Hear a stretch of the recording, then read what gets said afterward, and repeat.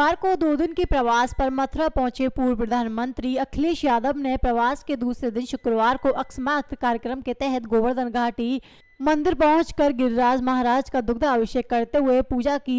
मंदिर में सेवायत दीपू पुरोहित ने मंत्रोच्चारण के बीच पूजा अर्चना कराकर दुपट्टा प्रसादी भेंट कर स्वागत किया। दान घाटी मंदिर पहुंचने से पूर्व गोवर्धन में ही अखिलेश यादव ने द ब्रज फाउंडेशन के अध्यक्ष विनीत नारायण के साथ सौंदर्यकरण किए गए ऋणमोचन कुंड का निरीक्षण किया एवं परिक्रमा मार्ग के संघर्ष कुंड एवं रुद्र कुंड के पूर्व कराए गए विकास की जानकारी की। वहीं धार्मिक भावनाओं को दृष्टिगत हाथों में जल लेकर अग्र दिया। वहीं गोवर्धन के अखिलेश यादव का काफिला राधा रानी बरसाने पहुंचा। यहां पूर्व मुख्यमंत्री अखिलेश यादव ने सर्वप्रथम राधा रानी के दर्शन कर मनौती मांगी, तो वहीं मंदिर से वापस आते वक्त अखिलेश यादव की एक झलक पाने के लिए भीड़ भी उमड़ी पड़ी, जहां सेल्फियों का सिलसिला जारी रहा। साथ ही पूर्व मुख्यमंत्री ने बरसाना पहुंचकर प्रिय कुंड जाकर विनोद बाबा से शिष्टाचार भेंट की। पत्रकारों से संक्षिप्त बातचीत में अखिलेश यादव ने योगी सरकार को कटघरे में खड़े करते हुए कहा कि भारतीय जनता पार्टी के नेता यह नहीं बता पाएंगे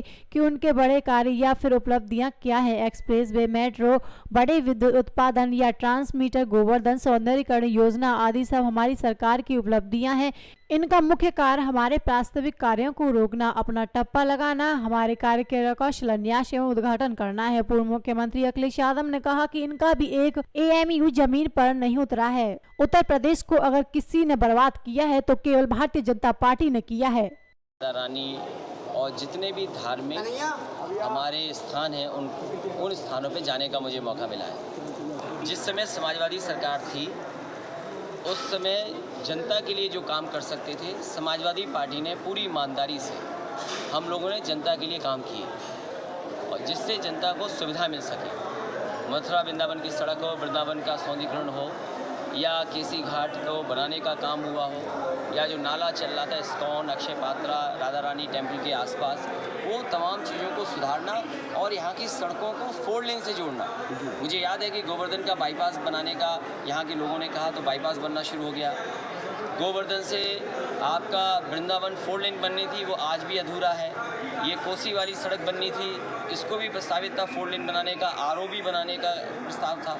तो कई काम तो पूरे हुए हैं, लेकिन बहुत बड़ी संख्या में जो काम शुरू हुए थे 4 साल में भी भारतीय जनता पार्टी की सरकार वो पूरी नहीं कर पाई है। और उसका उदाहरण ये है कि राधा रानी मंदिर में जहाँ हम लोग खड़े हैं, बुजुर्गों के लिए, बच्चों के लिए जो सीढ़ी से चढ़ के नहीं आना चाहते हैं, जो बीमार हैं, जिनको हार्ट की दिक्कत है या अन्य कोई दिक्कत है, उनके लिए एक व्यवस्था की गई थी, रोप वे।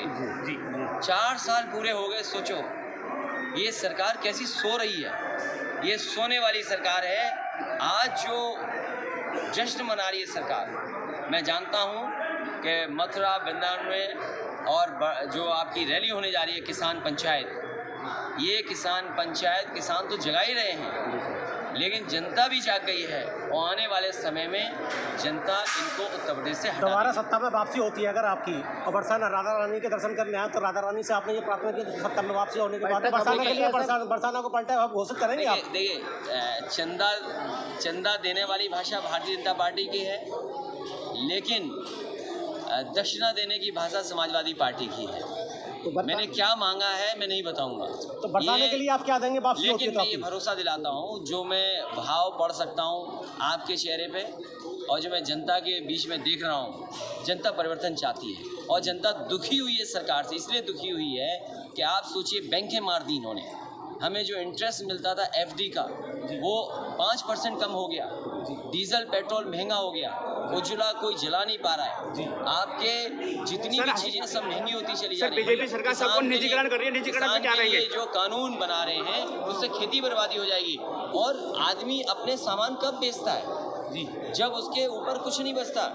इन लोगों ने नोटबंदी करके, जीएसटी लागू करके और वैश्विक महामारी की वजह से हमारी पूरी अर्थव्यवस्था चौपट कर दी और उसी का परिणाम ये है कि इन्हें कुछ सरकारी चीजों को बेचना पड़ रहा है। निजीकरण अगर ये चाहती निजीकरण पे क्या कहेंगे आप? अगर ये चाहती सरकार तो निजीकरण रोक सकती थी, लेकिन जानबूझ करके निजीकरण कर करके अपने कुछ लोगों को लाभ पहुंचाना चाहती है, कुछ लोगों के माध्यम से पूरे देश की अर्थव्यवस्था को कब्जा करना चाहती है।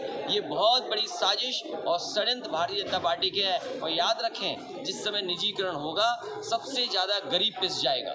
भैया, लोग आपके जिलाध्यक्ष लोकमणि कांत को कल उन्होंने जेल भेजा है, उन पर मुकदमे लगाए हैं। उन्हें मैं दुख है इस बात का कि सरकार जो पॉलिटिकल आंदोलन कर रहे हैं उन पर गंभीर धाराएं लगा रहे हैं। चित्रकूट में ऐसी धाराएं लगाई हैं जिसकी हम और आप कल्पना नहीं कर सकते। जिला अध्यक्ष पे और हमारी पार्टी के कार्यकर्ताओं पे जब मैं कल मथुरा वृंदावन आया तो मुझे पता लगा कि हमारे जिलाध्यक्ष को उन्होंने जेल भेज दिया है। मैं सरकार से जानना चाहता हूं, जिन अधिकारियों ने उन्हें जेल भेजा है, कम से कम जनता ये जानना चाहती है कि अगर मुख्यमंत्री उद्घाटन का उद्घाटन कर रहे हैं, मुख्यमंत्री अगर शिलान्यास का शिलान्यास कर रहे हैं, उन पे कौन सी धारा लगेगी ये सरकार बताए। सर वो हमारा अगर उद्घाटन हो गया तो हम तो ये कहते हैं कि हमारे कामों का भी उद्घाटन मुख्यमंत्री जी ने किया है, हमारे कामों का भी शिलान्यास किया है। तो अगर उद्घाटन का उद्घाटन हुआ है, शिलान्यास का शिलान्यास हुआ, तो क्या मुख्यमंत्री जी में धारा नहीं लगनी चाहिए? में रहते हो, आपने भ्रष्ट विकास परिषद का जो गठन किया था, तो उसमें आगे आपकी क्या योजना रहेगी सरकार अगर सत्ता में आती है? मुझे खुशी होगी कि विनीत नारायण जी को मौका मिले, उन्होंने बहुत काम किया है और अगर वो काम को करने के लिए आगे आते हैं तो सरकार की मदद से पूरा सहयोग होगा। बरसाना के लिए आप क्या सौगात देना वापसी होती है? दुनिया में ऐसे मंदिर, ऐसे कहानियाँ, ऐसे हिंदू मैथोलॉजी की जो जोड़ने वाली चीज़ें कहीं नहीं मिलेंगी। जैसे राधा रानी मंदिर है, बरसाना की जो होली है। मैं आपको भरोसा दिलाता हूँ, बीजेपी तो क्यूटो नहीं बना पाई है, लेकिन राधा रानी का मंदिर, बरसाना, गोवर्धन और वृंदावन और जो केसी घाट है, वो वर्ल्ड क्लास इंफ्रास्ट्रक्चर दे करके वर्ल्ड मैप पर लाने का काम करेंगे। इसलिए क्योंकि यहाँ पर दुनिया के लोग आते हैं। 3 महीने से किसान आंदोलन ऊपर हो गया है, क्या कहेंगे? ये किसान नहीं रुकेंगे, हम उन्हें बधाई देते हैं, क्योंकि किसान रुकने वाले नहीं है और तभी रुकेंगे जब इस सरकार हटा लेंगे। और किसान से सब जुड़े हैं, आप भी खेती करते हैं जी, आप में जितने लोग हैं उनके परिवार के लोग होंगे जिन पे खेती होगी। बताओ धान की कहाँ मिस्त्री मिल गई, अभी सरसों खड़ी खेतों में बताओ कहाँ मिल गई, आलू के लिए क्या इंतजाम सरकार ने किया है, मक्के के लिए क्या इंतजाम किया, और इंतजाम तो किया नहीं, बिजली का बिल ठोक दिया आपने। बताओ बिजली का बिल कितना ठोक दिया आपने? भैया मैं ये कह रहा हूँ आपसे, भैया जैसे आपने कहा कि अब चुनावों के बाद, ग्राम पंचायत चुनावों के बाद आप साइकिल यात्रा पे निकलेंगे। लगातार पार्टी के कार्यक्रम होंगे जी, और ये शुरुआत है जी, यहाँ पर शिविर चल रहे हैं जी। आने वाले समय में रथ, साइकिल सब कुछ देखोगे कि भारतीय जनता पार्टी भैया युवा